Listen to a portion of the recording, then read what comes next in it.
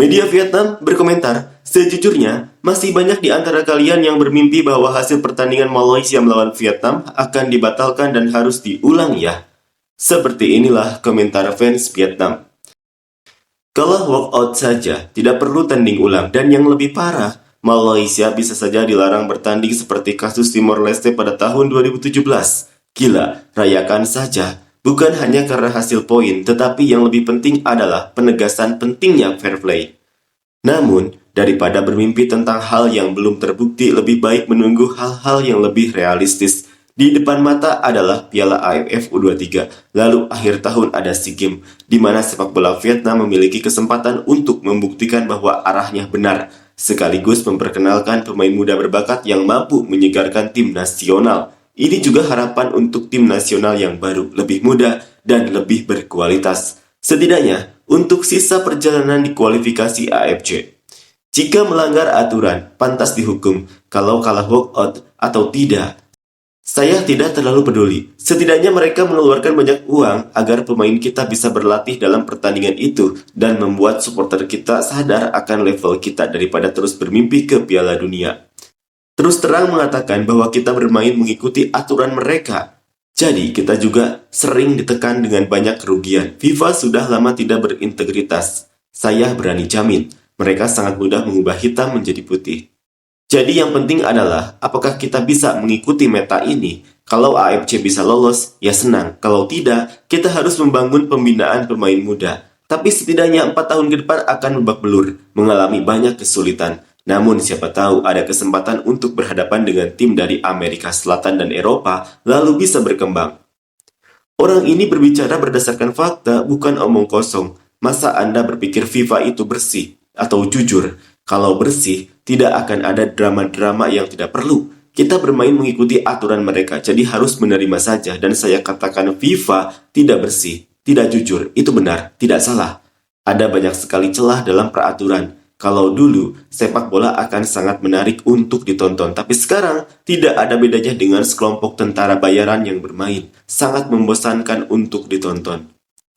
Sekarang saya tidak tahu apakah Malaysia melanggar aturan saat menggunakan pemain naturalisasi atau tidak, tetapi jika mereka dihukum kalah WO dan harus memainkan pertandingan tandang Liga 2, mereka tetap akan kalah. Hanya karena denda saja sudah mencapai beberapa miliar. Selain itu, masih ada banyak sanksi berat lainnya seperti larangan bertanding jangka panjang dan lain-lain. Jika ingin membeli FIFA, setidaknya harus mengeluarkan puluhan miliar dan berharap FIFA benar-benar menerima uang itu seperti para penipu yang korup. Tidak ada kejadian seperti itu, teman-teman. Media-media gosip di Indonesia hanya mengorek-ngorek berita untuk mencari view. Jadi, teman-teman jangan berpikir soal pembatalan hasil. Sekalipun FIFA benar-benar menerima laporan pengaduan, proses penyelidikan juga akan memakan waktu berbulan-bulan. Lagi pula saat ini tidak ada yang saling menuntut, menggugat siapapun. Tidak akan ada cerita kalau WO atau tanding ulang. Kalaupun ada kesalahan, paling-paling hanya akan dilarang bertanding atau dilarang beraktivitas untuk sementara waktu. Tapi hasil pertandingan tetap harus dipertahankan.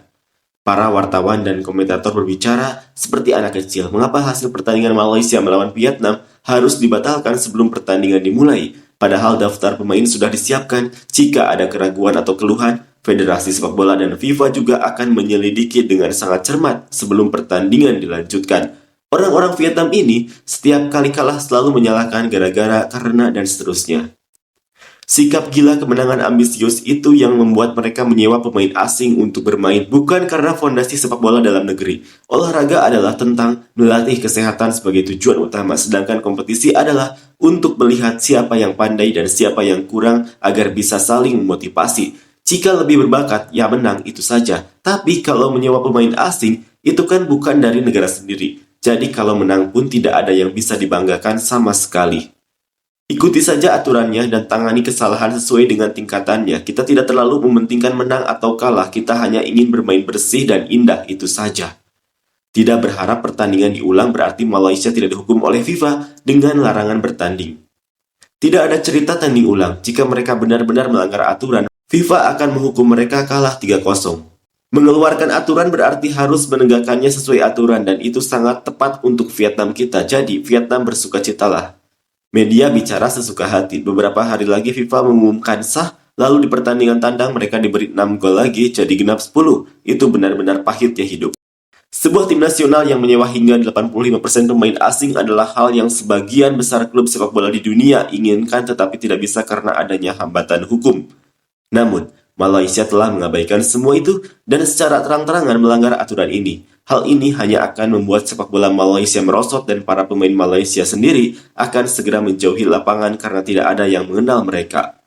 Tidak ada tanding ulang, tetapi jika melanggar aturan akan dihukum kalah WO. Bukan hanya itu, mereka juga akan dilarang berpartisipasi dalam kompetisi Piala Asia dan kualifikasi Piala Dunia.